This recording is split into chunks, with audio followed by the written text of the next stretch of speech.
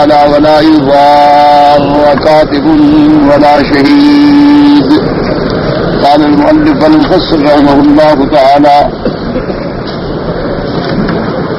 الله تعالى قيل معناه لا يضار الكاتب ولا الشاهد فيكتب هذا خلاف ما يملي ويشهد هذا بخلاف ما سمع أو يكتمها بالكلية وهو قول الحسن وقتادة وغيرهما. وقيل معناه لا يضربهما. قال ابن أبي حاتم حدثنا سعيد بن عاصم قال حدثنا حسين يعني بن حفص قال حدثنا سفيان يزيد بن ابي زياد المكسم بن الباسم في هذه الآية ولا يضار كاتب ولا شهيد. قال يأتي الرجل فيدوم الكتاب والشهادة فيقولان إنا على حاجة فيقول إنكما قد نرتم أن تجيبا فليس له أن يضارهما. اب اللہ تبارک و تعالیٰ نے اس آیت میں ایک اور مسئلے کی طرف حکم فرمایا ہے کہ پہلے تو اللہ نے ہمیں یہ حکم دیا کہ جب تم لین دین کرو تو تحریر ضروری ہے، کیونکہ تحریر جب ہو جائے تو بہت سارے جھگڑے جو ہیں الحمدللہ وہ خود بخود ختم ہو جاتے ہیں، کیونکہ تحریر نہ ہونے سے کئی مسائل پیدا ہوتے ہیں۔ اچھا، ایک حکم یہ بھی ہو گیا کہ معاملہ چھوٹا ہے یا بڑا ہے لکھنا چاہیے، یعنی یہ نہ سمجھیں کہ بھئی چھوٹا معاملہ ہے 1000-2000 ریال کی بات ہے، بھی 1,00,000-2,00,000 کا معاملہ ہوتا تو ہم لکھ لیتے، نہ، شریعت کا حکم ہے چھوٹا ہے بڑا ہے تحریر۔ دوسرا حکم اللہ نے یہ دیا کہ جب تحریر کرو تو گواہ بھی ضروری ہے، اور گواہوں کے بارے میں حکم دیا کہ 2 مرد ہونے چاہیے۔ اگر ایسے حالات ہیں، ایسی جگہ آدمی ہے کہ 2 مرد نہیں مل رہے، ایک مرد ہے 2 عورتیں ہیں، پھر بھی ٹھیک ہے، 2 عورتیں ایک مرد کی گویا قائم مقام ہو گئی، تاکہ اگر کبھی کوئی عورت بات بھول جائے تو دوسری اس کو یاد دلا سکے۔ اب ان حکم کے بعد ساتھ یہ بھی ارشاد فرما دیا کہ گواہ وہ رکھو ممن ترضون من الشہداء، کہ گواہ پسندیدہ ہوں، عدل والے، انصاف والے، دیانت امانت والے گواہ ہونے چاہیے، یعنی اچھے لوگوں کو گواہ بناؤ جن کی گواہی کا کل کو اعتماد ہو۔ اچھا، اب جناب دوسرا مسئلہ یہ فرماتے ہیں چونکہ اللہ کے احکام انتہائی عادلانہ ہوتے ہیں اور بڑے جامع اور مانے، جیسے اللہ نے کاتب کو حکم دیا تھا کہ وَلَا يَأْبَ كَاتِبٌ أَن يَكْتُبَ كَمَا عَلَّمَهُ اللَّهُ فَلْيَكْتُبْ، کہ بھئی جو لکھا پڑھا انسان ہے اگر کوئی اس کو بلائے لکھوانا چاہے اس کا کام ہے لکھ دے، کیونکہ اللہ نے بھی تو اس کو علم نصیب کیا ہے نا، اللہ نے اس کو لکھنا پڑھنا سکھایا ہے، تو اب اس کا کام یہ نہیں کہ انکار کر دے کہ میں تو نہیں لکھتا، اس کو چاہیے کہ وہ لکھ۔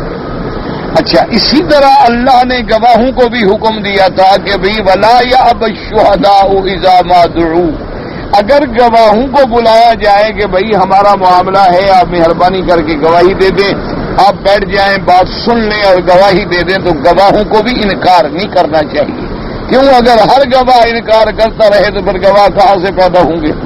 ہر لکھنے والا انکار کرتا رہے تو پھر معاملات کیسے لکھے جائیں گے؟ اللہ نے جہاں ہمیں لکھنے کا حکم دیا وہاں گواہوں کو بھی حکم دیا، وہاں کاتب کو بھی حکم دیا۔ اب جناب دوسرا مسئلہ بیان فرماتا وَلَا يُضَارَ كَاتِبٌ وَلَا شَهِيدٌ۔ اب اللہ نے فرمایا کہ تمہارے ذمے بھی یہ بات ہے کہ تم کاتب کو نقصان نہ پہنچاؤ، تم گواہوں کو نقصان نہ پہنچاؤ، کہ تو اگر وہ کوئی مجبوری ہے ان کی، وہ کہتے ہیں کہ جی آج ہمیں کام ہے، ٹھیک ہے انشاءاللہ ہم شام کو آ جائیں گے اور آپ کو لکھ دیں گے، نہیں جی ابھی کریں، تمہارا یہ حق نہیں پہنچتا، تم ان کو بھی نقصان نہ پہنچاؤ، جیسے انہیں حق ہے کہ تمہیں نقصان نہ پہنچائیں، اور جو کہا جائے وہی لکھیں، ایک حرف زائد اپنی طرف سے نہ کریں، اپنی طرف سے کوئی بات کم بھی نہ کریں، بڑھائیں بھی نہیں، اسی طرح تمہیں بھی حق ہے کہ تم ان کو نقصان نہ پہنچاؤ۔ اچھا، اسی طرح بعض علماء نے فرمایا کہ نقصان کا معنی ہے کہ یہ بھی ہے کہ کوئی آدمی ان کو زبردستی مار کے کہے کہ چلو جی تم کہتے وہ ڈنڈے سے لکھواؤں گا میں تم سے، اچھا تم گواہی نہیں دیتے ہو تو میں زبردستی گواہی دلاؤں گا، تو یہ بھی شرعاً ناجائز ہے۔ ولا یزار کاتب ولا شہید، مقصد یہ ہے کہ معاملہ مسلمان کا انتہائی خوش اسلوبی کے ساتھ ہونا چاہیے، لین دین کرنے والے بھی دونوں محبت سے لین دین کریں، لکھنے والا بھی اللہ کی رضا کے لیے لکھے، گواہی دینے والے بھی اللہ کی رضا کے لیے گواہی دیں۔ جب یہ معاملات شریعت کے مطابق ہو جائیں تو پھر الحمدللہ فتنے پیدا ہی نہیں ہوتے، یعنی 80% جھگڑے جو ہیں وہ تو اسی بات سے ختم ہو جاتے ہیں اگر ہم اسلام کے مطابق عمل کریں۔ اچھا اگر کبھی خدا نہ خواستہ جھگڑا پیدا ہو جائے تو تحریر موجود ہے جس سے آدمی انکار نہیں کر سکتا۔ اچھا انکار بھی کرے، گواہ موجود ہے، کاتب موجود ہے، تو اتنا واضح معاملہ جو ہے وہ بڑا مفید ہوتا ہے۔ تو اس لیے اللہ نے اس آیت میں فرمایا ولا یضار کاتب ولا شہید، یعنی کاتب اور شاہد کو نقصان نہ پہنچائیں۔ کیا معنی؟ اچھا لا یزار الکاتب، اچھا ایک معنی یہ ہے ولا یزار کاتب ولا شہید، ایک قول یہ ہے بعض مفسر کہ لا یزار الکاتب ولا الشاہد، کہ کاتب اور شاہد نقصان نہ پہنچائیں۔ کیا معنی؟ کہ فیکتب ھذا خلاف ما یملی، یہ وہ لکھ دے جو اس نے کہا ہی نہیں، اپنی طرف سے لکھ رہا ہے۔ وَيَشْهَدُ هَذَا بِخِلَافِ مَا سَمِعَ، اور گواہ جو ہے وہ ایسی گواہی دے رہا ہے جو اس نے سنا ہی نہیں، تو نقصان۔ یا وَيَكْتُمْهَا بِالْكُلِّيَّةِ، یا بالکل گواہی کو چھپا گیا، وہ کہتا ہے جی میں تو گواہی مجھے تو پتہ ہی نہیں، یہ نہ جائے۔ ایک قول یہ ہے۔ اچھا دوسرا قول یہ ہے کہ لا یزار کاتب ولا شہید، کہ ایک آدمی آتا ہے ان کو بلاتا ہے فیدعوہما الی الکتاب والشہادۃ فیقولان انا علی حاجۃ، وہ کہتے ہیں کہ بھی ہمیں تو کام ہے، وہ کہتے ہیں کہ نہیں کہتے ہیں نہیں میں نے جو حکم دیا ہے پورا کرو، انکما قد امرت، تو ایسا بھی نہ کرے۔ وروان اکرمت ومجاہد وطاؤس وسعید الجبیر والضحاک وقتیۃ مقاض ایام ربیع النصر وصدینا وذالک وقوله تبارک وتعالی وَإِن تَفْعَلُوا فَإِنَّهُ فُسُوقٌ بِكُمْ أَيْ إِنْ خَالَفْتُمْ مَا أُمِرْتُمْ بِهِ أَوْ فَعَلْتُمْ مَا نُهِيتُمْ عَنْهُ فَإِنَّهُ فِسْقٌ كَائِنٌ بِكُمْ أَيْ لَازِمٌ لَكُمْ لَا تُحِيدُونَ عَنْهُ وَلَا تَنْفَكُونَ عَنْهُ۔ اللہ نے فرمایا وَإِن تَفْعَلُوا، اگر تم وہ کام کرو جس سے اللہ نے تمہیں منع کر دیا، یا تم وہ کام نہ کرو جس کا اللہ نے تمہیں حکم دیا ہے، تو پھر نافرمانی تمہیں لازم ہو گئی۔ کیوں؟ تمہارے ذمہ ہے کہ اللہ کے حکم پہ چلو، اللہ نے جو حکم دیا ہے تعمیل کرو، جس سے روکا ہے روک جاؤ۔ اگر ایسا نہیں کرو گے تو اس کا مطلب ہے کہ پھر تم فاسق ہو، پھر نافرمان ہو، اور نافرمانی گویا تمہاری لازم ہو گئی ہے کہ تم اللہ کے احکام پہ نہیں چل رہے۔ اور اس کے بعد فرماتے ہیں واتقوا اللہ اے خافوہ وراقبوہ واتبعوا امرہ واترکوا زجرہ ویعلمکم اللہ واللہ بکل شیء علیم۔ اللہ تبارک و تعالیٰ نے پھر آخری آیت کے اندر پھر حکم عطا فرمایا کہ واتقوا اللہ، اللہ سے ڈرو۔ یاد رکھو اسلام کے اندر سب سے بڑی چیز یہ ہے کہ اپنے دل میں اللہ کا خوف پیدا کرے۔ بس جب اللہ کا خوف دل میں پیدا ہو جائے، اللہ کی عظمت پیدا ہو جائے، تو اللہ کا بندہ پھر نافرمانی کرتا ہی نہیں۔ جو اللہ سے ڈرتا ہے وہ نافرمانی کیسے کرے؟ جس کے دل کے اندر تقویٰ ہے، خوف ہے، اللہ تبارک و تعالیٰ کی عظمت ہے، اور اس کو یقین ہے کہ میرا مولا میرے ہر کام کو دیکھ رہا، میری ہر حرکت، میرا ہر سکون، میرا ہر عمل جو ہے میرے اللہ کے سامنے ہے، اور پھر اس پر حساب بھی ہوگا، ثواب بھی ہوگا، جزا بھی ہوگی۔ تو اس لیے سب سے پہلے جہاں جہاں قرآن میں کوئی اللہ حکم دیں گے ساتھ آئے گا واتقوا اللہ واتقوا اللہ واتقوا اللہ، اللہ سے ڈرو، اللہ سے ڈرو، اللہ سے ڈرو۔ اور یہ بھی یاد رکھیں کہ جب اللہ کا ڈر پیدا ہو جائے نا، پھر اللہ کے حکم پہ چلنا آسان ہے۔ اب دیکھیں جن کے دلوں میں اللہ کی عظمت ہے، نماز پڑھنا آسان۔ اگر خدا نہ خواستہ اللہ کا ڈر نہیں ہے، تقویٰ نہیں ہے، تو ان کے لیے نماز ایسی ہے جیسے پہاڑ، کہ بھئی وہ اذان سنیں گے تو کہے گا یار پھر نماز کا وقت ہو گیا، ان کے لیے نماز بوجھ بن جائے۔ اور جن کے دل میں اللہ کی عظمت ہے اس کے لیے تو نماز یعنی آنکھوں کی ٹھنڈک ہے. جیسے کہ میرے آقا نے ارشاد فرمایا قرۃ عینی فی الصلاۃ، کہ میری آنکھوں کی ٹھنڈک جو ہے نماز.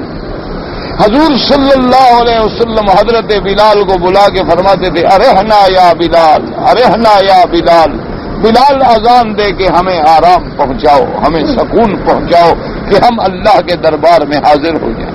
تو جب مومن کو یہ پتا ہو کہ میرا تو معراج ہے، میں تو اللہ تبارک و تعالیٰ کے دربار میں جا رہا ہوں اپنے مالک کے دیدار کے لیے، ورنہ مالک تو مجھے دیکھ رہا ہے. مجھے قرآن نصیب ہوگا، مجھے ذکر نصیب ہوگا، مجھے تسبیح نصیب ہوگی، مجھے اللہ کی تقدیس بیان کرنے کا موقع ملے گا. اس کے لیے تو نماز راحت ہی راحت ہے، آرام ہی آرام ہے، چین ہی چین. اسی طرح جب دل میں اللہ کا ڈر پیدا ہو جائے تو وہ آدمی ایک پیسہ حرام کا بھی استعمال کرتے ہوئے کاپ جاتا ہے.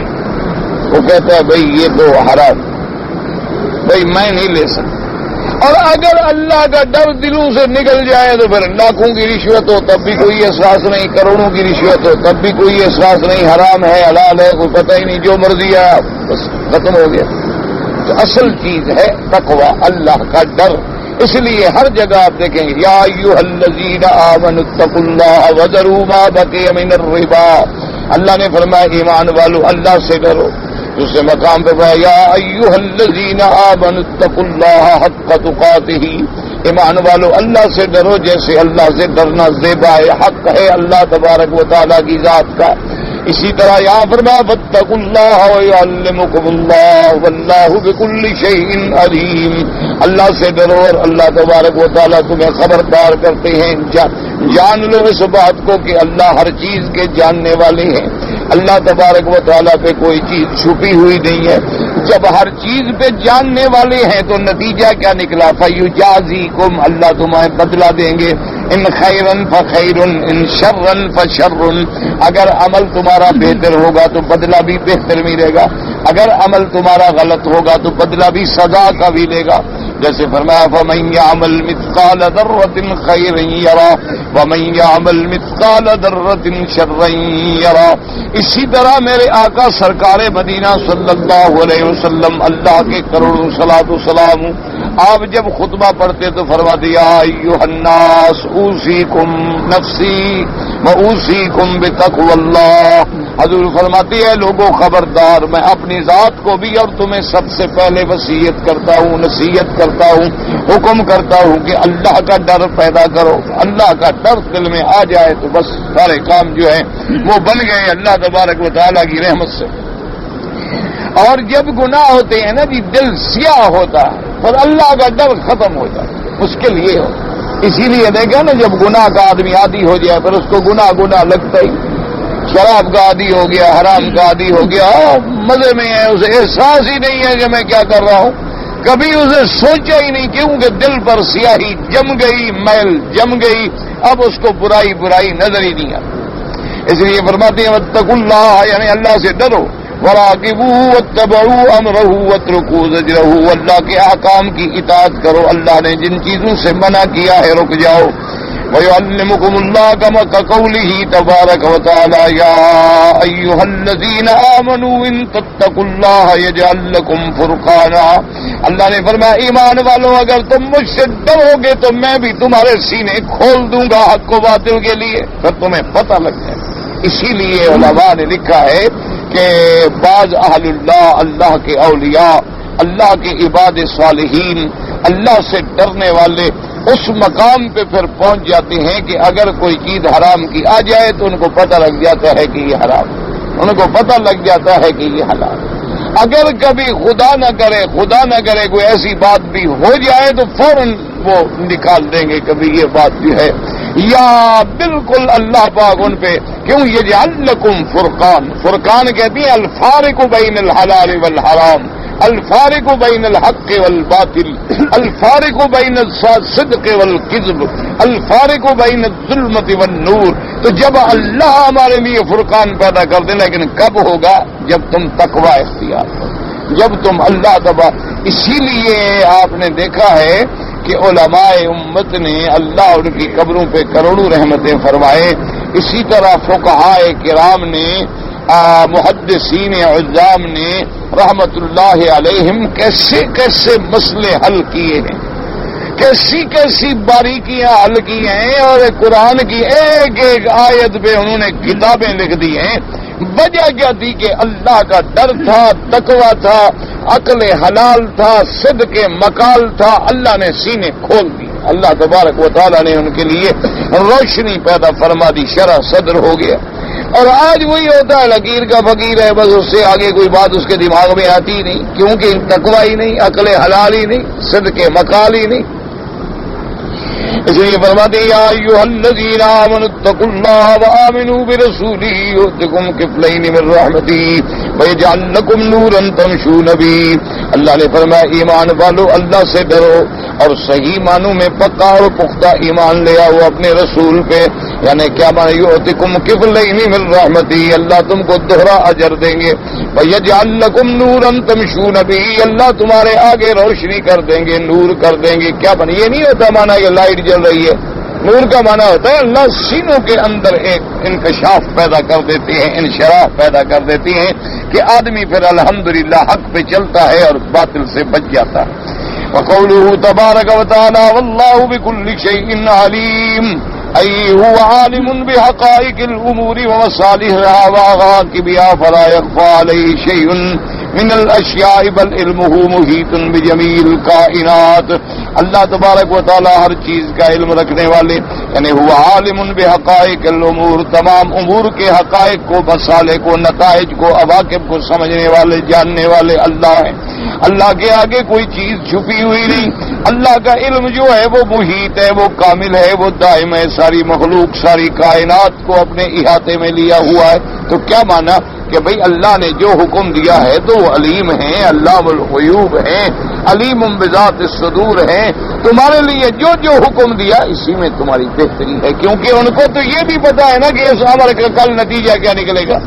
اس لیے اللہ تبارک و تعالیٰ کے احکام جو ہوتے ہیں وہ بڑے جامع ہیں، بڑے معنی ہیں، یعنی آپ حیران ہوں گے احادیث مبارک میں اللہ تبارک و تعالیٰ آپ کو بھی، مجھے بھی، ہر مسلمان کو حدیث شریف پڑھنے کا موقع دے۔ کبھی آپ کو حدیث مبارک کا موقع ملے نا، اب تو ماشاءاللہ احادیث کے ترجمے جو ہیں وہ اردو میں بھی ہو گئے، بخاری شریف کا ترجمہ، ترمذی شریف کا ترجمہ، بڑی بڑی کتابوں کے ترجمے اب آپ کو اردو میں بھی مل جاتے ہیں، انگریزی میں بھی مل جاتے ہیں، الحمدللہ، یعنی علم زیادہ آسان ہو رہا ہے۔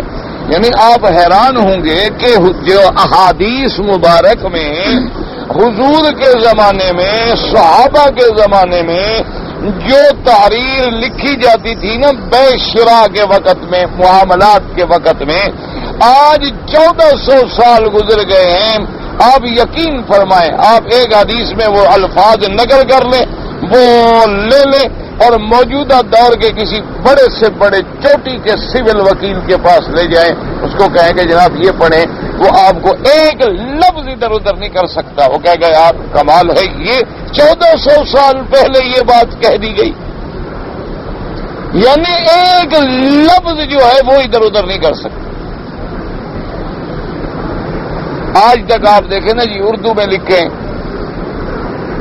اور چاہے کسی زبان میں تو لکھنے والا لکھتا ہے نا جی اقرار نامہ، تو اقرار نامہ کو اردو کا لفظ ہے، اقرار قرار تو عربی کا لفظ ہے، نامہ فارسی کا لفظ ہے۔ اچھا، اس کے بعد مقر ہوں، یہ مقر ہونا جو ہے عربی کا لفظ ہے، اردو کا لفظ تو ہے ہی نہیں۔ اچھا، بسلامتی ہوش حواس خمسہ بلا اجبار و اقرا عہد کس، اب اجبار اقرا عربی کا لفظ ہے، اردو کا لفظ تھوڑا ہے، حواس خمسہ عربی کا لفظ ہے، اردو کا لفظ تھوڑا ہے، یعنی ہم مجبور ہیں کہ آج بھی انہی الفاظوں کو نقل کر کر کے اپنی تحریریں بناتے ہیں۔ یعنی اتنی زمانہ ترقی کر گیا، کہتے ہیں جی ہم اتنا ایڈوانس ہو گئے، آگے چلے گئے، ہمارے قانون جو ہیں اس میں اتنی وسعت آ گئی ہے اور ایک ایک جزیات پر ہم نے تفصیلی بحثیں کر لی ہیں اور دنیا کے فیصلوں کو جمع کر کے پی ایل ڈی بھرے ہوئے ہیں، لیکن جب دیکھیں گے تو لفظوں میں بھی محتاج ہیں کہ اسی اسلام کے لفظ کو نقل کریں، ورنہ ان کو لفظ بھی نہیں ملتا، لفظ نہیں مل سکتا۔ اچھا فیصلہ اردو کا لفظ ہے. اچھا جب آپ لکھیں گے تو نیچے لکھیں گے شاہد. اچھا یا اس کا فارسی ترجمہ کریں گے گواہ شد، یا لکھیں گے بقلم خود. تو بقلم یہ اردو کا لفظ ہے، عربی کا لفظ ہے، یہ اپنی قلم کے ساتھ میں لکھ رہا ہوں. اسی طرح یعنی کسی جگہ آپ اچھا لکھیں گے کاتب الحروف. اب کاتب الحروف کو اردو کا لفظ ہے، عربی کا لفظ کاتب. کاتب پڑھنے والا ازارہ کاتب الولا شہید، قرآن میں نہیں لفظ کاتب. حروف حرف کی جمع ہے تو حروف بھی عربی کا لفظ ہے. اور اسی طرح یعنی تمام شرائط. اچھا پھر اللہ آپ کو توفیق دینے جی، میں کوشش بڑی کرتا ہوں، نیت بھی میری ہے، دعا کر دیں شاید اللہ مجھے توفیق دے دے. ایک طالب العلم آدمی ہوں اور پھر کچھ ذمہ داریاں ایسی ہیں کہ وقت نکالنا جو ہے وہ بڑا مسئلہ ہے. ورنہ میرا بڑی خواہش ہے، تمنا ہے، یا اللہ کسی اور کو توفیق دے دے. مقصد تو اللہ کے دین کی خدمت ہے، ضروری تو نہیں کہ میں کروں آپ کریں کوئی کرے. کہ جتنی اسلام نے بیوع کے اقسام لکھے ہیں نا جی، اور فقہا نے تفصیل لکھ دی ہے کتاب البیوع کی کہ بیع شراء جو ہے اس کی کتنی قسمیں ہوتی ہیں، کون سی بیع حلال ہے، کون سی بیع حرام ہے، بیع کی تعریف کیا ہے، اس کے شرائط کیا ہے، ارکان کیا ہے. اس کو ذرا کوئی آدمی آسان کر کے ایک اردو کی کتابچہ بنا دے تو کئی مسلمان جو ہے حرام سے بچ جائیں. اب ہمارے یہاں بیچارے تاجر کو تو پتہ ہی نہیں ہے کہ اسلام کی بیع شراء کے کیا احکام ہے. غریب کیا کرے، اس کو تو پتہ ہی نہیں ہے. یہ نہیں ہے کہ ہمارا ہر تاجر برا ہے، بہت تاجر ہیں جو دین پہ چلنا چاہتے ہیں، اسلام پہ چلنا چاہتے ہیں، لیکن ان کے سامنے تفصیلات نہیں ہیں. ان بیچاروں کو پتہ نہیں ہے کہ بیوع کی مستقل ہمارے یہاں باس موجود ہے، احادیث کے اندر بھی، فقہا کے اندر بھی. اچھا بعض لوگوں نے کتابیں لکھی ہیں لیکن وہ بڑی بڑی کتابیں ہیں، ان سے عام آدمی فائدہ نہیں اٹھا سکتا. اس کے بعد اتنا وقت کہا ہے کہ 2000 یا 1000 یا 500 صفحے کی کتاب پڑھے. یہ تو چھوٹا سا پمفلیٹ ہو نا جی کہ بھئی ربا کس کو کہتی ہیں، سود کس کو کہتی ہے، سب کا سود کیا تھے، موجودہ زمانے کے سود کون کون سے ہیں، کہاں کہاں سود آتا ہے، سٹا کیا ہے، قمار کیا ہے، انشورنس کیا ہے، یہ ہمارا ایکسچینج کے اندر جو سٹا بازی کرتے ہیں یہ کیا چیزیں ہیں، یہ انعامی سکیمیں جو چلاتی ہیں یہ کیا چیزیں ہیں، ان کی ذرا تشریحات. اور پھر یہ ہے کہ بیع شراء کے لیے شریعت کے کیا احکام ہیں، کون کون سی بیع حلال ہے، کون کون سی بیع حرام ہے. صرف اتنا یعنی 15-20 صفحے کی بات ہے. اس سے یعنی یقینی بات ہے کہ بڑے مسلمانوں کو فائدہ ہوگا. بہت بڑے یعنی مسائل جو ہیں آسان ہو جائے. چھوٹی سی بات ہے نا جی کہ ہر تاجر کے دکان پہ پڑی تاکہ وہ روزانہ اپنا مطالعہ کر لیتا ہے کہ یہ بیع شریعت میں حلال ہے، یہ بیع حرام. اچھا اب جب 2-4 دفعہ وہ پڑھ لے گا تو جب اس کے سامنے کوئی بیع کی بات ہوگی وہ سمجھ لے گا یہ بیع حلال ہے، یہ بیع حرام. 1 منٹ میں اس کو سمجھ آ جائے گا مسئلہ. اللہ توفیق دے، ارادہ تو ہے، بس کریم ہے وہ. ان کنتم علی سفر ولم تجدوا کاتبا فرحان مقبوضہ فإن أمن بعضكم بعضا فليؤد الذي اؤتمن أمانته وليتق الله ربه ولا تكتموا الشهادة ومن يكتمها فإنه آثم قلبه والله بما تعملون عليم. يقول تبارك وتعالى وإن كنتم على سفر أي مسافرين وتداينتم إلى أجل مسمى فلم تجدوا كاتبا يكتب لكم. وقال ابن عباس وجدوه ولم يجدوا قرطاسا أو دواتا أو قلما فرهان مقبوضة أي فليكن بدل الكتابة رهان مقبوضة أي في يد صاحب الحق. وقد استدل بقوله فرهان مقبوضة على أن الرهن لا يلزم إلا بالقبض كما هو مذهب الشافعي رحمه الله والجمهور. واستدل بها آخرون على أنه لا بد أن يكون الرهن مقبوضا في يد المرتهن وهو رواية عن الإمام أحمد وذهب إليه طائفة. واستدل آخرون من السلف بهذه الآية ألا أنه لا يكون الرهن مشروعا إلا في السفر قاله مجاهد وغيره. وقد ثبت في الصحيحين عن أنس رضي الله تعالى عنه أن رسول الله صلى الله عليه وسلم توفي ودرعه مرهونة عند يهودي على 30 وسقا من شعير رهنا قوتا لأهله. وفي رواية من يهود المدينة وفي رواية الشافعي عند أبي الشام اليهودي. وتقرير هذه المسائل كتاب الأحكام الكبير وإلا الحمد والمنة وبه المستعان. اب اللہ تبارک و تعالیٰ ایک اور حکم فرماتے ہیں کہ وَإِن كُنتُمْ عَلَى سَفَرٍ، اب اگر تم سفر کے حالت میں ہو، لم تجدوا کاتبا، اور کاتب بھی کوئی نہیں کہ لکھ دے، تو اب کیا کرو؟ فرحان مقبوضۃ، پھر تم کوئی چیز اپنی رہن رکھو. کیا مانا؟ مثلا تم نے سفر میں ایک دوست سے کہا کہ مجھے 1000 ریال قرضہ دو. اس نے کہا کہ بھائی ابھی یہاں تو کوئی کاتب ہے نہیں، تحریر ہو نہیں سکتی، میں کیسے دے دوں آپ کو؟ پھر اس نے کہا ٹھیک ہے تم مجھے اپنی گھڑی دے دو، میں گھڑی اپنے پاس رکھ لیتا ہوں، 1000 ریال تمہیں دے دیتا ہوں، جب دو گے اپنی چیز لے جاؤ. اس کو کہتے ہیں رہن. تو اسلام نے یہ بھی حکم دیا کہ اگر کتابت نہیں ہو سکتی، تحریر نہیں ہو سکتی، تو آخر جو آدمی قرضہ دے رہا ہے اس کو کسی طرح کا اطمینان تو دلانا ہے نا کہ بھی اس کی چیز محفوظ ہے، کل قرضہ ڈوب نہیں جائے گا، تو وہ رہن تک.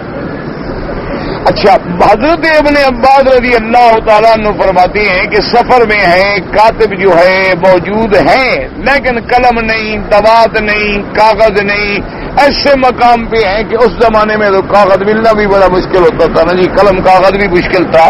تو کیا کریں؟ انہوں نے کہا اب کوئی چیز رہن دو. اسی لیے بعض ائمہ کرام اس طرف چلے گئے ہیں کہ بھئی رہن رکھنا جو ہے کسی قرضے کے عوض میں، یہ سفر کی حالت میں ہے. اگر اپنے وطن کے اندر ہے تو پھر رہن نہ رکھے، بس تاریخ لکھ کے دے دے. لیکن فتویٰ اسی پر ہے کہ رہن ہر حال میں جائز ہے، چاہے سفر میں ہے چاہے گھر کے اندر ہے. اس کو کوئی چیز ضرورت ہے، اس نے کہا جی میں ایسے نہیں دیتا جب تک کوئی چیز میرے پاس رہن نہ رکھو، تو رہن رکھنا جو ہے شریعت میں یہ جائز. اچھا، ایک مسئلہ سمجھ لو کہ رہن جو رکھیں گے، مثلا میں نے اینک دے دی. اچھا، بعض چیزیں تو ایسی ہوتی ہیں نا کہ جو استعمال نہیں ہوتی، لیکن بعض چیزیں ایسی ہو کہتا ہے کہ جی ٹھیک ہے آپ اپنی گاڑی کھڑی کر دیں، رہن کے طور پہ پیسے لے لیں اور گاڑی چلاتا رہے نا، وہ چیز مقبوضہ ہے، محفوظ رہے گی. رہن قبض کر لے لیکن بس اس سے نفع نہیں اٹھا سکتا، کیونکہ اگر اس نے نفع اٹھایا پھر تو وہی بات ہو گئی نا کہ قرض جو ہے یہ جرم و نفع، قرضے پر نفع آ رہا ہے، اور جس قرضے پر نفع آئے وہ تو سود ہو گیا. ایک سیدھی سی بات ہے کہ نا، مثلا میں نے کہا کہ جناب یہ میں زمین آپ کو یا اپنی کوٹھی آپ کو بطور رہن لکھ دیتا ہوں، تو اب وہ قبضہ لے لیا، کاغذ لے لیے، رجسٹری. اب یہ نہیں کہ کوٹھی بھی لے کے وہ کرایہ پہ چڑھا دے، میں نے قرضہ دینا 1 لاکھ، وہ 2 لاکھ کرایہ بھی کما لے، اس کو نفع اٹھانے کا حق نہیں ہے. وہ صرف مرہون مقبوض کیوں ہے کہ اگر میں اس کے پیسے کھا جاؤں تو وہ جائیداد میری بیچ کے اپنے پیسے لے سکے. رہن رکھنے کا مطلب یہ ہوتا ہے. رہن رکھنے کا مطلب یہ نہیں ہوتا کہ وہ آدمی فائدہ بھی اس سے حاصل کرتا رہے. اگر فائدہ حاصل کرتا رہے وہ تو سود بن جائے گا، اس لیے وہ شریعت کے اندر حرام. اب جناب یہ فرماتے ہیں مفسر رحمت اللہ علیہ کہ اگر اللہ نے فرمایا تم سفر میں ہو، مسافر ہو، وَتَدَايَنْتُمْ إِلَىٰ أَجَلٍ مُّسَمًّى، اور تم نے ایک دوسرے کے ساتھ لین دین کیا ایک مدت تک، وَلَمْ تَجِدُوا كَاتِبًا، کاتب نہیں جو تم کو لکھ دے. یہ حضرت ابن عباس فرماتی کاتب تو مل گیا لیکن لم يجدوا قرطاسا، کاغذ نہیں، دوات نہیں، قلم نہیں. کیا کرو؟ فرحان مقبوضہ، پھر تم رہن رکھو. هل يكن بدل الكتابت، کتابت کے بدلے کیا آ جائے گا؟ ریحان آئے گا. مقبوضۃ، کس کے قبضے میں؟ فی ید صاحب الحق، جس کا حق ہے وہ اپنے پاس رکھے. اچھا، اسی طرح فرماتے ہیں کہ ان الرہن لا يلزم الا بالقبض کما ہوا مذہب الشافعی والجمہور. بعض کہتے ہیں کہ انه لا بد ان يكون الرهن مقبوضا في يد المرتهن. انہوں نے کہتے ہیں بھی رہن اس وقت تک مکمل نہیں ہوگا جب تک اس کے ہاتھ میں اس کے قبضے میں نہ، اس کا قبضہ ہونا دے. کیوں اس کے قبضے میں نہیں ہے تو پھر رہن کا معنی کیا ہوا؟ رہن رکھنے کا تو معنی ہی ہے. اچھا اب علماء نے کچھ حل نکالے ہیں ایسے کہ مثلا آپ نے ایک آدمی سے 1,00,000 ریال قرض لیا، میں نے کہا کہ جی یہ میرا ایک پلاٹ ہے، یہ آپ رہن رکھ لیں. اچھا اب لازمی بات ہے کہ وہ میرا پلاٹ اٹھا کے جیب میں ڈال کے گھر تو نہیں لے جا سکتا نا، سمجھے نا. ایک تو رہن معمولی چیز ہے، بھی اینا کہ اس نے اٹھائی رکھ لی. لیکن میں نے کہا کہ جناب یہ میرا پلاٹ ہے یا میری کوٹھی ہے، میرا مکان ہے، یہ آپ رہن رکھ لیں. تو اب صاف بات ہے کہ وہ مکان اٹھا کے کیسے لے جائیں، تو اس کے قبض کا کیسے ہوگا؟ قبض کے بغیر رہن نہیں ہوتا. تو علماء نے فرمایا کہ اس کے کاغذات وہ اپنے ہاتھ میں لے لے گا، رجسٹری اپنے ہاتھ میں لے لے گا، اور ہم سے ہر قسم کے جو ڈاکومنٹ دلالت کرتے ہیں اس بات کے کہ بھی اس جائیداد کا یہ مالک ہے اور کل کو اس جائیداد کو وہ تصرف میں بھی لا سکتا ہے. تو گویا اس کاغذات کا قبضے میں لینا مانا ہے جائیداد کا قبضے میں لینا. یعنی بعض علماء نے یہ بھی ایک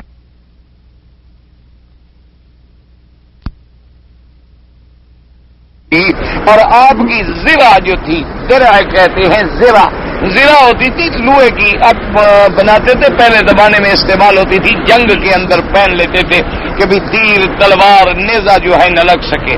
تو وہ درع جو ہے حضور پاک نے یہودی کے پاس رکھی اور اپنے بچوں کے لیے 12 وسق جو ہے لے لیے کہ بھئی یہ زرہ رکھ لو، یہ تمہارے پاس رہن ہے. اور بچوں کے لیے خرچے کے لیے حضور پاک صلی اللہ علیہ وسلم نے جو لیے تھے. مدینہ منورہ میں تو حضور گھر میں تھے، مدینہ منورہ میں تو سفر نہیں تھا نا. مقصد مفسر کا یہ ہے کہ بعض لوگ تو شرط لگاتے ہیں کہ بھئی اگر سفر ہے وَإِن كُنتُمْ عَلَى سَفَرٍ، اس آیت سے استدلال کرتے ہیں، اور اگر سفر نہیں ہے تو بس کتابت کافی ہے. لیکن ثابت ہے کہ میرے آقا نے بھی رہن رکھا، اور ایک یہودی تھا مدینہ منورہ میں، اس کے پاس رہن تھی. اور بلکہ بعض روایات میں یہ بھی آتا ہے کہ بعد میں حضور پاک کی وفات مبارک کے بعد حضرت علی رضی اللہ تعالی عنہ نے وہ حضور کی رہن جو تھی وہ چھڑائی، یعنی ادا کر کے. حضور کے پاس پیسے نہیں تھے کہ دے سکتے، آپ نے اپنی درع جو ہے وہ رہن رکھ دی. اب مفسر کہتے ہیں کہ بعض روایات میں یہ بھی آیا ہے کہ ابھی شام یہودی کا نام تھا. لیکن اگر آپ نے یہ کتابیں اور یہ مسائل دیکھنے ہوں تو پھر کتاب احکام جو ہے، کتاب الاحکام، ان کو کھولیں، وہاں پوری تفصیل کے ساتھ یہ جزئیات جو ہیں موجود ہیں. قوله تبارک و تعالی فإن من بعضكم بعضا فليؤدي الذي اؤتمن امانته رواه ابن ابي حاتم بسند جيد النبي سعيد الخدري انه قال هذه نسخة ما قبلها. وقال الشعبي اذا اؤتمن بعضكم بعضا فلا باس الا تكتبوا او لا تشهدوا. اللہ نے فرمایا فإن امن بعضكم بعضا فليؤدي الذي اؤتمن امانته. اللہ نے حکم دیا کہ اگر کوئی آدمی ایک دوسرے کے پاس امانت رکھے پھر دیانت کے ساتھ ادا کرو. ویسے یہ ایک مسئلہ ہے کہ مثلا ایک تو ہوتا ہے قرض، یاد رکھو، ایک ہے قرضہ کہ میں نے آپ سے 1,000 ریال قرضہ لیا ہے، آپ کو دینا ہے. میں اگر زندگی میں نہ دے سکوں تو میرے مال سے، میرے ورثے سے یا پھر میرے ورثہ بھی وہ ادا کریں گے. قرضہ کسی حق شکل میں نہیں مرتا، قرضہ تو باقی.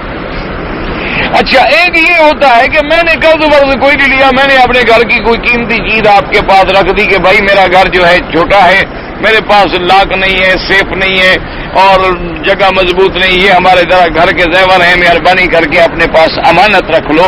تو یہ امانت علیحدہ ہے. کیوں؟ میں نے پیسہ تو کوئی نہیں لیا نا، صرف میں امانتاً آپ کو ایک چیز دے رہا ہوں. اچھا اس میں شرعاً ایک حکم ہے کہ اگر خدا نہ کرے امانت ضائع ہو جائے تو پھر ضمان نہیں ہوتی، یعنی اس کے ذمے نہیں ہوتی. لیکن شرط یہ ہے کہ باقی ضائع ہو جائے. یہ نہیں ہے کہ وہ نعوذ باللہ باقی گھر تو محفوظ ہے، صرف آپ کی امانت چلی گئی ہے. بعض شریف لوگ ہوتے ہیں، یا شامیہ میں تھے، بہت بڑے تاجر تھے، پھر تو سعودی ہو گئے ماشاءاللہ، پہلے دہلی کے تھے، دہلوی حضرات اب بھی ان کی اولاد میں ہیں یہ نیشنل والے اور ادھر ادھر والے، یہ بھی ان کی اولادوں کی اولادوں میں ہیں. وہ بڑے جو تھے یا حرم کے قریب تھے، تو ان کا اس زمانے میں بڑا مکان تھا، بڑا کاروبار تھا، تو اکثر لوگ ان کو امانت دار سمجھ کے اپنے زیور، دولت، پیسے ان کے پاس امانت رکھ دیتے تھے. ان کی عادت تھی آپ جو چیز لے آئے اسی وقت اس کو سیل کیا، اس کے اوپر لکھا بھی کیا ہے جی 10,000 گن کے محفوظ کیا، اوپر سیل لگا دی، آپ کے دستخط اپنے دستخط کر کے اس کو رکھ دیا.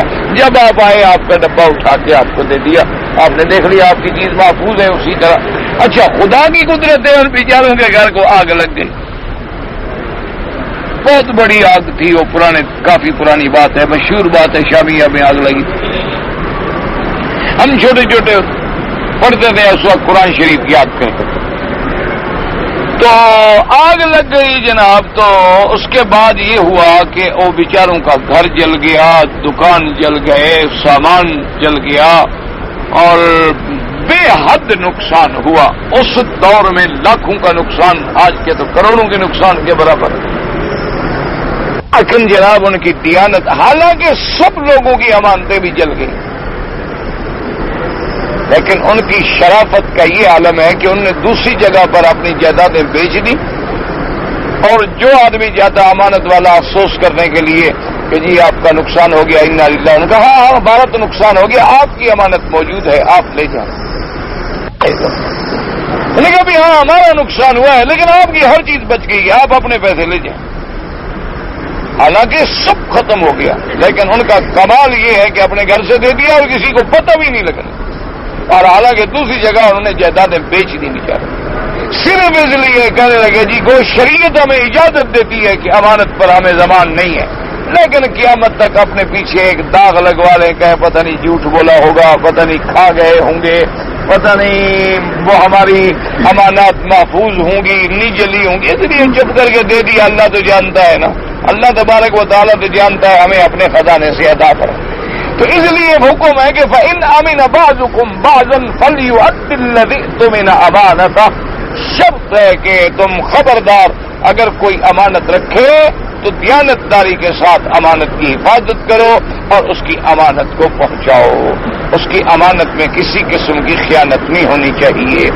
بعض علماء فرماتی ہیں کہ اس سے پہلے باتیں ختم ہو گئی، یہ آیت جو ہے ان کے لیے ناسخ ہو گئی کہ اب نہ لکھنے کی ضرورت ہے نہ رہنے کی ضرورت ہے، جو بات ہے بات بھی امانت ہے، چیز رکھی ہے وہ بھی امانت ہے. لیکن بعد میں فرمایا کہ نہیں وہ حکم اپنی جگہ ہے اور یہ حکم جو ہے اپنی جگہ ہے. فرماتے ہیں کہ قال الشهداء تمہیں بعضکم بعضا فلا باس اللہ تكتبوا لا تشهدوا. اگر کوئی امانت رکھے تو انہوں نے فرمایا ایک قول یہ بھی ہے کہ پھر لکھنے کی کوئی ضرورت بھی نہیں ہے. قوله تبارک و تعالی بل یتق اللہ ربہ. اصل بات وہی ہے کہ تم اللہ کا ڈر پیدا کرو، اپنے دل کے اندر خوف خدا پیدا کرو، تقوی پیدا کرو، اللہ کی عظمت پیدا کرو، اللہ کی عظمت کا استحضار کرو. یعنی المؤتمن كما جاء في الحديث الذي رواه الامام احمد واهل السنن من روايه قتادة عن الحسن عن سمرة ان رسول الله صلى الله عليه وسلم قال على اليد ما اخذ حتى تؤديه. حضور پاک نے فرمایا کہ اس ہاتھ پہ ذمہ داری ہے، اس کی ذمہ داری ہے وہ قیامت میں جب تک کہ وہ ادا نہ کر دے. تم نے چیز لی ہے تو اب تمہارے اوپر لازم ہو گئی ہے کہ ادا کر.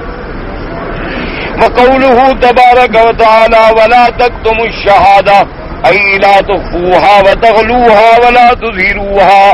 اللہ پاک نے یہ بھی حکم دیا کہ اگر تم کسی معاملے میں گواہ ہو تو خبردار گواہی کو نہ چھپاؤ. ولا تكتموا الشهادة، جو گواہی ہے حق ادا کرو. لیکن یہ میں نے جیسے عرض کیا تھا نا جی کہ آج کل تو گواہی دینا جو ہے وہ بڑا مشکل مسئلہ ہے، بڑا مشکل مسئلہ ہے. اسی لیے ہمارے ہاں جو ہے وہ عدل اور انصاف نہیں ہوتا، کیونکہ گواہ ملتا ہی نہیں. گواہ شریف آدمی تو گواہ بننے کے لیے تیار ہی. گواہی اتنا بڑا عذاب ہے، اتنا بڑا عذاب ہے. اللہ رحمت فرمائے، اللہ رحمت فرمائے. یعنی کئی دفعہ ایسا ہوا کہ حادثہ ہو گیا نا جی، مثلا آدمی تڑپ رہا ہے سڑک پر، دوسرا دیکھتا ہوا گزر رہا ہے، دل میں رو رہا ہے، انا للہ بھی پڑھ رہا ہے لیکن رکتا نہیں. وہ کہتے میں رکوں گا تو میں پھنس گیا. تاکہ میرے اپنا ایک دوست ہے، میرے ایک دوست فوت ہو گیا، اس کا بچہ ہے، ہمارے اپنی برادری کا آدمی ہے ماشاءاللہ، وہ ایک دفعہ راستے میں آ رہے تھے، گاڑی پہ دیکھا کہ ایکسیڈنٹ ہو گیا، ایک آدمی جو ہے تڑپ رہا ہے اور گاڑی والا مار کے بھاگ گیا۔ اس کا وہ جناب دل میں ماشاءاللہ وہ اچھے باپ کا بیٹا تھا، خود بھی اچھا ہے انشاءاللہ، تو اس کے دل میں رحم آیا، اس نے اپنی گاڑی روکی، اترا، دیکھا تو اس آدمی کا برا حال ہے، زخمی ہوا پڑا ہے، گاڑی مار کے بھاگ گیا۔ اس نے اپنے تھرمس سے پانی نکالا، اس کو ڈالا، اس کو اٹھایا، اپنی گاڑی میں رکھا، بھاگا جناب، سیدھا ہسپتال لے گیا۔ ہسپتال اس کو پہنچا دیا، اتنی دیر میں وہ بندہ بھی بے ہوش ہو گیا، اس کا بھی تو کافی بلیڈنگ ہو رہی تھی۔ ہسپتال میں جب لے گئے، ہسپتال والوں نے پولیس کو فون کیا، پولیس والے آ گئے، ان نے سب سے پہلے اسی کو پکڑا۔ انہوں نے کہا خدا کا خوف کرو، میں ایک ذمہ دار آدمی ہوں، میرا اتنا بڑا عہدہ ہے، میں جھوٹ بول رہا ہوں، عقل کی بات کرو۔ میں نے اچھا رحم کیا مسلمان بھائی پہ کہ وہ تڑپ رہا تھا، مر جاتا، میں نے اٹھایا، اپنی گاڑی، اتنی قیمتی گاڑی کی سیٹیں میں نے خون سے برباد کر دی، لیکن میں نے کہا بھی مسلمان بھائی ہے، بچ جائے مجھے۔ انہوں نے کہا نہیں جی، اور کسی نے کیوں نہیں اٹھایا، آپ نے کیوں اٹھایا؟ بس آپ کا مسئلہ ہے، کوئی نہ کوئی آپ کا قصور ہے، اور خدا کا خوف کرو بھائی۔ انہوں نے کہا نہیں، پکڑ بٹھا۔ وہ جناب غریب آدمی، تقریباً شریف معزز آدمی، عہدہ اس کا اچھا خاصا ذمہ دار آدمی ہے، میں اس کا نام نہیں لیتا، اس کا بڑا وظیفہ ہے۔ اس غریب نے اپنے گھر میں انہوں نے کہا چلو مجھے ٹیلی فون تو کر دیتا۔ انہوں نے کہا کیوں؟ اور بھائی میں گھر والوں کو تو بتاؤں نا کہ میں بیٹھا ہوا ہوں ادھر، بڑی مشکل سے۔ انہوں نے کہا جی کوئی بھی ہو، اس کے پاس لاش ہے، خون ہے، بندہ ہے۔ اللہ نے مہربانی کی کہ وہ ہوش میں آ گیا، وہ جو زخمی تھا، اللہ نے کرم فرمایا، وہ بچ بھی گیا، ہوش بھی آ گیا۔ جب اس کے پاس لے گیا، اس نے کہا اللہ کا خوف کرو، شریف نے تو مجھے اٹھایا، پانی ڈالا، مجھے ہسپتال لے آیا، مجھے تو مارنے والی گاڑی فلاں تھی، اس کا تو نمبر بھی میرے پاس لکھا ہوا، جو یاد ہے مجھے۔ تو اللہ کا پھر جا کے پھر بھی اس کی ضمانت ہوئی کہ ہمیں ضمانت بھی آپ کو چھوڑتے ہیں اتنے دن کے لیے۔ اس آدمی کو جب تک نہیں پکڑیں گے اس وقت تک آپ کو بھی آنا پڑے گا۔ اب کون گواہی دے گا جناب؟ کوئی شریف آدمی؟ اب یہی ہو رہا ہے، اللہ معاف کرے، لوگ آنکھوں سے دیکھتے ہیں، چپ کر کے، کون مصیبت میں پڑے۔ اچھا، اور پھر یہ بات ہمارے ملک کے اندر تو ایک اور مصیبت ہے نا کہ آپ نے اگر گواہی دے دی، جس کے خلاف آپ گواہی دے رہے ہیں وہ بڑی پارٹی ہے، وہ عدالت کے باہر کھڑے ہوئے آپ گولی مار دیں گے۔ جی دو گواہی، دیکھتے ہیں کیسے گواہی دیتے ہو۔ پہلے پیغام بھیجیں گے جی گواہی سے پھر جاؤ، جی میں نہیں پھرتا، زندہ اچھا نہیں پھرتے تو تیار ہو جاؤ، تمہاری لڑکی اٹھا لوں۔ بتاؤ کیسے گواہی دے گی کوئی؟ اب تو یعنی معاشرہ درہم برہم ہو گیا ہے۔ بس دعا کرو کہ اللہ ہمارے حال پہ رحم کرے، اللہ تبارک و تعالی مسلمان ملکوں پہ رحمت فرمائے، اللہ تبارک و تعالی اپنی رحمت سے کوئی اسباب پیدا فرمائے، ورنہ تو اسلام کے احکام پہ چلنا جو ہے تب چلے نا جی، کوئی اگلا بھی تو چلے نا۔ اب ایک آدمی بیچارہ جو ہو تو اس کے لیے تو بڑا مشکل ہو جائے۔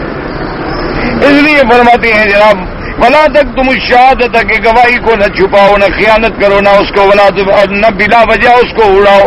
قال ابن عباس شہادت الزور من اکبر الکبائر وکتمانها کذالک، جھوٹی گواہی دینا بھی بہت بڑا کبیرہ ہے، چھپانا بھی کبیرہ گناہ ہے۔ فریادہ قال تعالی من یکتم فانه آثم قلبه، یعنی فاجر قلبه، جو آدمی گواہی چھپاتا ہے گویا وہ دل کا فاجر ہے، یعنی گناہ اس کے دل تک پہنچ چکا۔ وهذه كقوله تبارك وتعالى ولا تكتموا الشهادة ولا تكتموا الشهادة إلا من الآثمين، وقال تعالى يا أيها الذين آمنوا كونوا كفافين بالقسط شهداء لله، عدل کے ساتھ گواہی دو، ولو على أنفسكم، چاہے تمہارے اپنے خلاف ہو، والوالدین والأقربین يكن غنيا، ان کے خلاف گواہی ہے، جو بھی ہے تم عدل سے کرو، چاہے تم غنی ہو یا فقیر۔ اللہ تبارک و تعالیٰ کی ذات سب سے زیادہ اولا ہے، اپنی خواہشات کے پیچھے نہ چلو بلکہ اللہ کے حکم بھی چلو۔ اس کے بعد فرماتے ہیں ایسا نہ ہو کہ تم خواہش کی وجہ سے تم ہٹ جاؤ راستے سے۔ وَإِن تَلْوُوا تُعْذِبُ اللَّهَ كَانَ وَتَعْمَلُ خَبِيرًا، اگر تم کوئی لفظ دوران کرو گے یا کوئی بات کو بدلو گے یا بالکل اعراض کرو گے تو اللہ پاک ہر بات کو جاننے والی ہے۔ وهكذا قال هؤلاء ولا تكتموا الشهادة ومن يكتمها فإنه آثم قلبه والله بما تعملون عليم والله أعلم وعلمه أتم. جی کہ میرا پروگرام یہ ہے کہ میں رمضان شریف مکمل کر کے پاکستان جاؤں تو وہاں روزہ ہوگا تو آپ روزہ رکھ لیں، لیکن ایک بات یاد رکھیں کہ روزے 30 سے زیادہ نہیں ہوتے. سمجھ آگے؟ مہینہ 30 کا ہوتا ہے، 30 سے زیادہ نہیں ہوتا، لیکن فقہاء نے لکھا ہے کہ ویسے نفل نیت کر لے تاکہ روزے والوں کے ساتھ ملا رہے، رمضان کا احترام قائم رہے. اور بے اچھے دن ویسے تم یہاں پورے کر کے نہیں گئے تھے تو ویسے 30 تو 31 یا اس سے 30 سے زیادہ نہیں ہوتے. کفا کا رب کا سر کے درد کے لیے پڑھتا ہوں. ٹھیک ہے، یہ تو اچھی بات ہے، تیرا رب تجھے کافی ہے، تو کوئی ایسا لیس نہیں. زکات کس غریب رشتہ دار؟ جو بھی تیرا غریب رشتہ دار ہے، والد والدہ کو نہ دو، باقی سب رشتہ داروں کو زکات دے سکتے ہو. اچھا، والد والدہ کو نہ دینے کا کیا معنی ہے؟ کہ بھئی والد کا تو تمہارے اوپر زکات ان کو دو، وہ تمہاری زکات کے حقدار تھوڑے ہیں، وہ تو تیرے زکات تو میل ہے، تو میل آدمی اپنے والدین کو کیوں دے؟ والدین کے لیے تو تمہارے اوپر لازم زکات دینے میں زیادہ ثواب ہے، اور ثواب بھی ہے، صلہ رحمی بھی ہے. اچھا، یہ ضروری بھی نہیں ہوتا کہ ان کو بتاؤ کہ جناب یہ ہماری نیت ہو کہ میں زکات دے رہا ہوں، کیونکہ بعض لوگوں کو بتانے سے ذرا رشتہ داری ہے نا، وہ کہ اچھا میں زکات دے رہا ہے، آپ چپ کر کے زکات دے دیں. اچھا، رشتہ داروں کو دینے میں ایک تو 2 ثواب، ایک تیری زکات صحیح ہوگی، کیوں تمہیں پتہ ہے کہ یہ میرا رشتہ دار غریب ہے. اور کسی دوسرے کو دو گے تو کیا پتا بظاہر وہ غریب ہو لیکن اندر اس کے پاس دولت موجود ہو.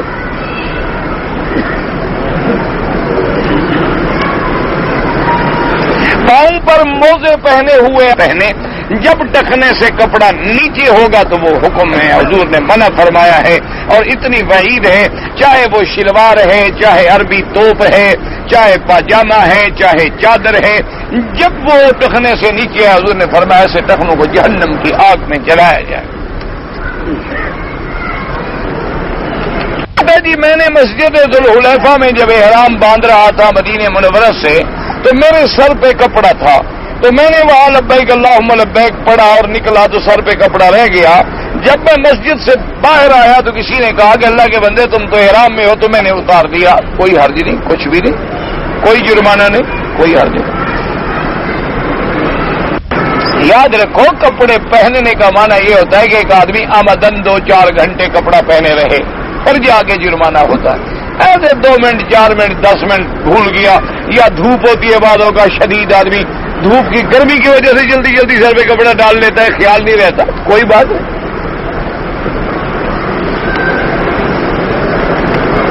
کہتے جی سید علی ہجویری رحمت اللہ علیہ کو ہمارے ملک میں داتا گنج بخش پکارتے ہیں. بھی یہ داتا کہنا تو ناجائز ہے. آپ کا نام بھی حضرت علی ہجویری رحمت اللہ علیہ، بہت بڑے اللہ کے ولی تھے.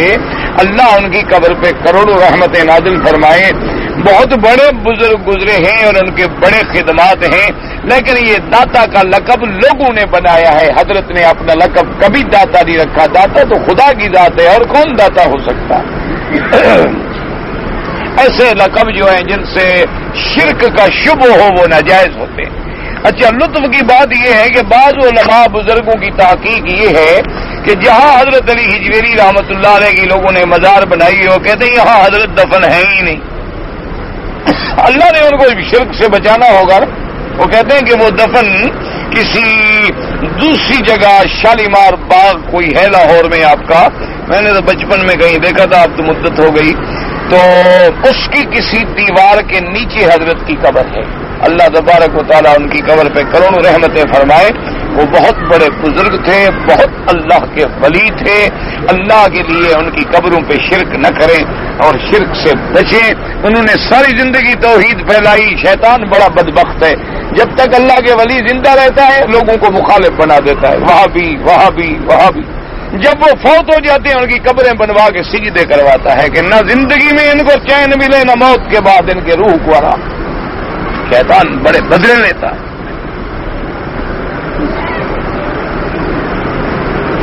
اچھا، حضرت علی ہجویری کی مزار پر جانے سے پہلے ان کے بزرگ ہیں حضرت شاہ مکی رحمۃ اللہ علیہ، ان کی مزار پہ جانا ضروری ہے؟ کوئی حدیث کا مسئلہ ہے کیا؟ قرآن کا مسئلہ ہے کہ پہلے وہاں جاؤ پھر وہاں جاؤ، پہلے طواف کرو پھر صفا دوڑو؟ کوئی عقل کی بات ہے، کوئی مسئلہ نہیں، کچھ نہیں، جانا بھی ضروری نہیں۔ اگر تم ویسے اس شہر میں ہو چلے جاؤ تو کوئی بات نہیں، ورنہ دور سے سفر کرنا تو ناجائز ہے۔ لا تشد الرحال الا الى ثلاثه مساجد، حضور نے فرمایا خبردار کسی قبر کے لیے سفر نہ کرو۔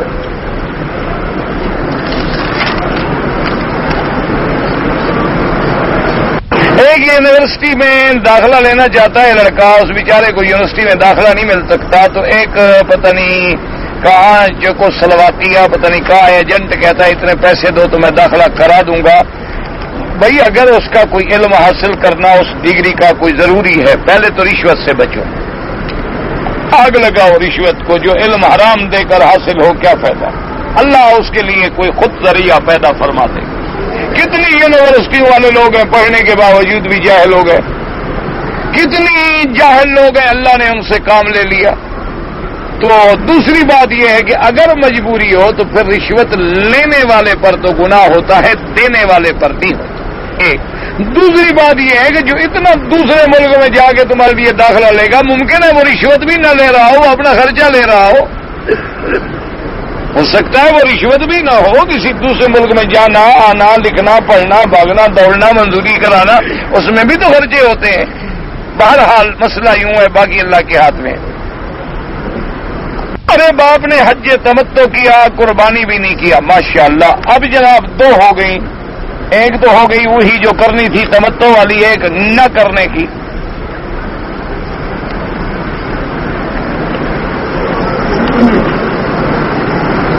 اچھا جی، غسل کا 3 فرض ہے، غسل کا تینوں فرض ادا کرتے ہوئے گلے کے اندر پانی چلا گیا، غسل کرنے والا احتلام والا ہے، روزے دار بھی ہے، تو اس کے بارے میں کیا ہے؟ کچھ بھی نہیں۔ یہ کس نے آپ کو لکھا ہے کہ غسل کے لیے گلے کے اندر پانی ڈالنا ضروری ہے، کلی کرنا ضروری ہے، گلے میں پانی ڈالنا تو کہیں فرض نہیں ہے۔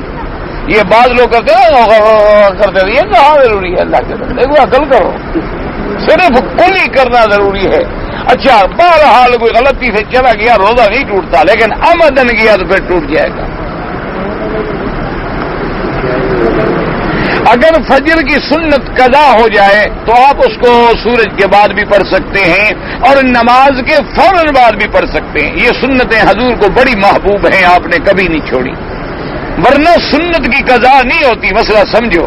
لیکن فجر کی سنتیں چونکہ میرے محبوب کو محبوب ہیں صلی اللہ علیہ وسلم، اس لیے علماء نے لکھا ان کو نہ چھوڑے، ان کو تو ہر شکل میں پڑھے، پہلے رہ گئی ہیں تو بعد میں پڑھ لے، ظہر کے بعد پڑھ لے، سورج نکلنے کے بعد پڑھ لے۔ اگر بالغ لڑکا اور لڑکی نے ولی کی اجازت کے بغیر نکاح کیا نہیں ہوتا، ولی کی اجازت کے بغیر نکاح نہ کریں، بالکل، اسی لیے تو سارے فتنے ہیں۔ کہتا جی ڈائریوں میں یہاں لکھا ہوتا ہے اشراق کا وقت، تو وہ ہوتا ہے سورج نکلنے کا وقت، وہ نماز اشراق کا وقت نہیں ہوتا، یاد رکھو۔ اس وقت یعنی سورج نکل آتا ہے شروع کے شمس، اس سے آپ کم از کم 15-20 منٹ کے بعد جو ہے وہ اشراق کی نماز پڑھیں۔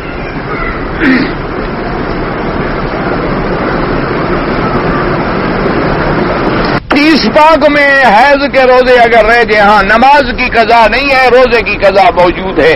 باقی حدیثیں پڑھنی ہیں تو کسی کتاب الصیام کو کھول کے دیکھ لیں، ایک حدیث نہیں سینکڑوں حدیثیں لکھی ہوئی۔ اب کرسی پہ بیٹھا کریں، یار کرسی وفا نہیں کرتی، نیچے ٹھیک ہے، اسی مٹی سے پیدا ہوئے، اسی میں جانا ہے، اس لیے جتنا دیکھنا اصل بات یہ نہیں، کرسی پہ بیٹھنا جائز ہے، کوئی منع نہیں، چاہے کتابیں نیچے ہوں، طالب نیچے ہوں، استاد کرسی پہ بیٹھے جائز ہے، کوئی منع نہیں، تمام علماء دیتے ہیں۔ ایک تو یہ ہے کہ میں اپنے آپ کو عالم نہیں سمجھتا، ایک بات یاد رکھو۔ دوسری بات یہ ہے کہ میرے آگے بیٹھنے والے بزرگ ہیں، مجھے حیا آتی ہے کہ میں ان سے اوپر بیٹھوں، تو بہرحال یہ میری ایک مجبوری ہے، ورنہ جائز ہے، بس طبیعتیں نہیں مانتی، میں اتنا گندا آدمی ہوں کہ ان سے اوپر ہو کے بیٹھ جاؤں، ٹھیک، میری اپنی کمزوری ہے۔ نماز جنازہ پڑھنے کا مسنون طریقہ، جیسے امام کھڑا ہوگا پڑھ لو، روز تو یہاں 10 جنازے ہوتے ہیں، ابھی نہیں آیا۔ بہرحال احناف کے نزدیک اللہ اکبر کے بعد ثنا ہے، پھر درود ہے، پھر دعا ہے، اور شوافے کے نزدیک پہلے جو ہے فاتحہ ہے، پھر درود ہے، پھر دعا ہے، اور 4 تکبیریں کہنا ضروری ہے۔ مسلمان لڑکیاں اگر پردے میں تو ہیں، لیکن اگر بال کٹوائیں تو کٹوا سکتی ہیں، ہاں اگر کوئی ایسی بات ہے، ضرورت ہے، کٹا سکتی ہے کوئی، لیکن یہ نہیں جیسے کہ وہ مردوں کی شکل بنا لے، وہ حرام ہے۔ ایسے بال کٹوانا کہ تشبہ ہو جائے مردوں کے ساتھ، یا ایسے بال کٹوانا کہ کافر عورتوں کے ساتھ تشبہ بنے، وہ تو حرام۔ اس کے علاوہ ضرورت ہے، بڑے بال ہیں، اب نہانے میں اسے تکلیف ہوتی ہے، مجبوری ہے، اس نے کچھ ہلکے کر لیے تو فقہا نے وہاں اجازت دی۔ عشاء کی نماز جو ہے 12 بجے رات کے بعد، ویسے صبح صادق تک جائز ہے، لیکن علماء نے لکھا چونکہ آدھی رات گزر گئی ہے، غفلت نہ کرو، پھر کراہت آ جاتی ہے۔ تیرے اوپر قرضہ بہت ہے، سورت واقعہ پڑھا کرو، استغفار زیادہ پڑھا کرو، اللہ کی رحمت سے اتر جائے گا۔ ایک تبلیغی جماعت والے سے میں نے پوچھا، تو انہوں نے پوچھا کہاں جا رہے، میں نے کہا عمرے کا، انہوں نے کہا تبلیغ پر جاؤ، زیادہ ثواب ہے۔ ٹھیک ہے، دین سیکھو گے تو عمرہ بھی آئے گا۔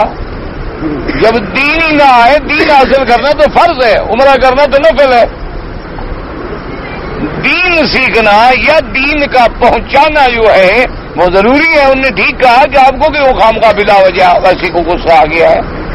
اچھا، آپ یوں کہہ دیتے کہ بھی میں عمرہ بھی کروں گا، تبلیغ بھی کروں گا، اسی عمرے کے دوران امر بالمعروف بھی کرتے رہو، لوگوں کو اچھی باتیں بھی کرتے رہو، برائیوں سے بھی روکتے رہو۔ اللہ تعالیٰ نے انسان کو صرف اپنی عبادت کے لیے پہلے، ہاں جی بالکل اپنی عبادت کے لیے، یعنی غیر کی عبادت نہ کرے، یہ نہیں کہا کہ روٹی بھی نہ کھائے، صرف عبادت کرتا رہے، یہ نہیں کہا۔ مانا یہ ہے کہ اللہ کی عبادت کرے، اللہ کے سوا غیر کی عبادت نہ کرے، باقی دنیا کے کام شام تو ہوتے رہیں گے۔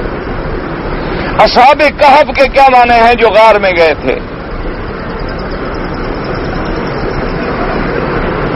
اب شادی کے دن عورت کے گھر میں کھانا نہیں، عورت کا معنی یہ ہے کہ جو لڑکی والے ہیں ان کو کھانا کرنا سنت نہیں، لڑکے والوں کو کھانا کرنا سنت ہے، ورنہ ان کے گھر میں کھانا کھا لیا تو کوئی کھانا تو حرام نہیں ہو گیا۔ ابھی میں نے بتایا ایک آدمی نے قرضہ لیا، مشین گروی رکھا، تو میں مشین سے کماؤں نہ، کماؤ گے تو حرام ہو گیا۔ ایک عورت نے، مرد نے زنا کرتا رہا، پکڑا گیا، نکاح کر لیا، اچھی بات ہے، توبہ کریں، نکاح کر لیا، توبہ بھی کریں۔ کلام اللہ جو ہے وہ تو اللہ کا کلام ہے، اللہ کا کلام قدیم ہے، بالکل نہ امام احمد بن حنبل کا کوئی فرق ہے، نہ امام صاحب کا کوئی فرق ہے، تم سمجھتے نہیں تو ہم کیا کریں، دونوں کا قول ایک ہے۔ سواک کرنا مسجد میں بھی جائز ہے، لیکن بدبو گرانا جائز نہیں۔ اگر کوئی چیز گرتی ہے تو رومال میں کسی چیز میں صاف کریں، جو ہمیشہ کرتے ہیں ان کے منہ میں بدبو رہتی نہیں۔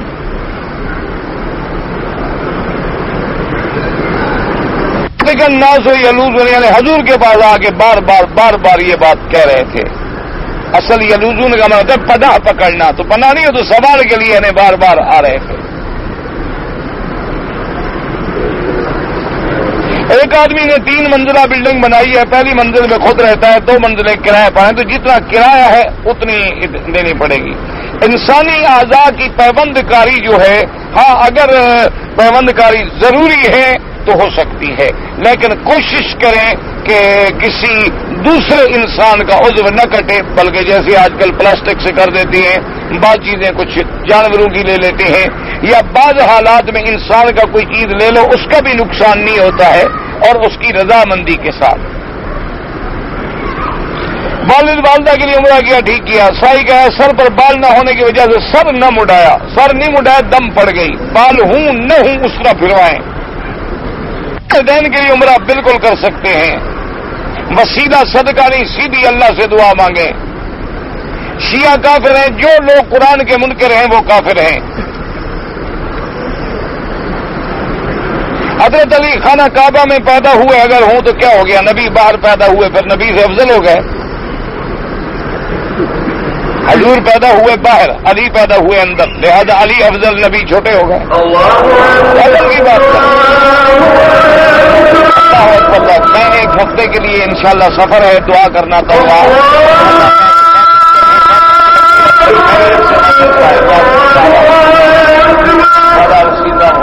يا الله يا رحمن يا رحيم يا حي يا قيوم يا ذا الجلال والله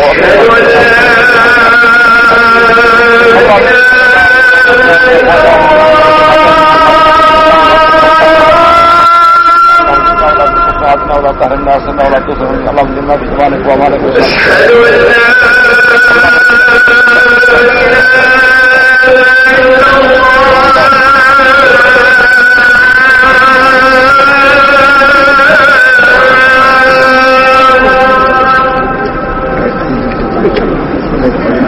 أشهد أن لا